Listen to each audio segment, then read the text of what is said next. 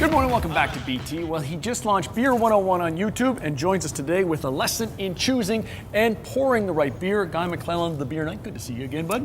Great to be here again. Let's establish this. We talked about this in the past, but you are actually a Beer Knight. Yes, the Belgian government and Confederation of Belgian Brewers recognize achievers that help them develop their export industry.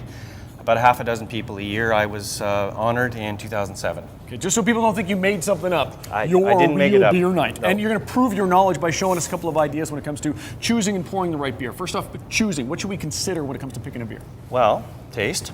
Yeah. Crazy idea. Yeah. So very quickly, we've got these lined up lightest to strongest. Okay. And a couple of taste Beer 101 things. Wheat is lighter than barley. So guess what?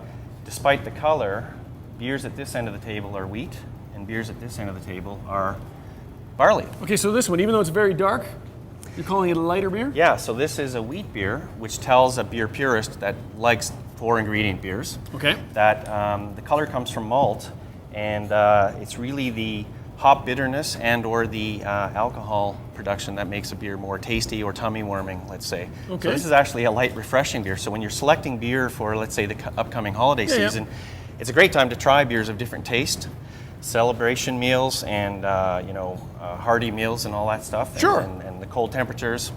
Have something that's either tummy warming or more flavorful. Don't let color fool you. Okay. That's really the little 101 thing here today. Okay. And that is that a dark looking beer like this can actually be very light. We're going to talk about presentation and pouring. Yeah. All beer should be poured in a glass. Why? Number one reason, all beer has natural carbonation produced in it in The bubbles in it? fermentation. Yeah. And they're in liquid state under pressure in the bottle. And when you release the pressure and put it in your warm body out of the bottle, it explodes into gas state. So this beer has 3.2 volume CO2. Okay. That means there's a bottle of beer and 3.2 bottles of gas in it. Which is why you get If you put it straight in your tummy, Yeah. you will feel that bloaty feeling, which I'm going to call a myth buster. Okay. Beer isn't meant to be filling and bloaty. Okay. You're supposed to do this. So this is going to get all those bubbles out into the air and opposed to putting them into my All stomach. beer should be in a glass, and if you believe what I just said, then what you want to do is explode some of that gas out. So you don't want to pour it without a head. You Okay. want a really good head on a beer, of course.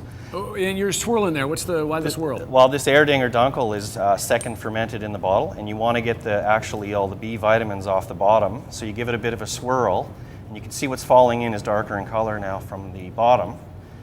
And you want at least a good 2-3 fingers on any proper beer pour. You couldn't see the cameraman, but he literally just leaned over and went, wow, that is a beautiful pour, like something from a commercial. That's not an easy beer to pour, by the way. The bottle fermented beers take a little more finesse. Wow, I got to practice more often. So we're going to progress from a light but dark beer Right. to a light colored but strong beer. Okay, so what's this one then? This is Delirium Tremens from Belgium. It's a bad boy, cult followed sort of beer that's a triple fermentation with 3 different yeast strains. This is going to create some taste, and in fact the brewer chooses 3 different yeast strains which give 3 sets of esters, Okay. 3 sets of flavors.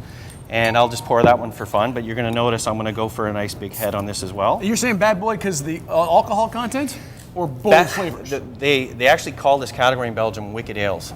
Okay. And for a reason. Careful Whoops. They are blonde in color, as you will see. They are beautifully balanced and taste sweet and almost fruity to the taste. In continental Europe, they're not into the over-hopping of beer. They've got traditions that have been long established. And what you want to do with a Delirium Tremens, and you can see the pour line on the back of the glass. Yeah, it's actually marked there. It's actually marked there. That's a perfectly poured Delirium Tremens. And the glass is designed, you'll notice there's nucleation points on the bottom of the Almost like glass champagne. to refresh the head, to keep the air separated from the beer. So that's a perfectly poured Delirium Tremens, and that's got a lot of taste in it. The glass is designed that the beer will actually slide under the foam when you tip it. Wow, there's so much to learn. You'll find his link on YouTube on breakfasttelevision.ca. If you think you know beer, you probably don't. Always good to see you, buddy. Pleasure. Nice to Thanks have you for back having in us. Winnipeg. Appreciate Let's take it. a break. There's plenty still to come on BT. Cheers. Cheers. Though you meant to let me go, I could only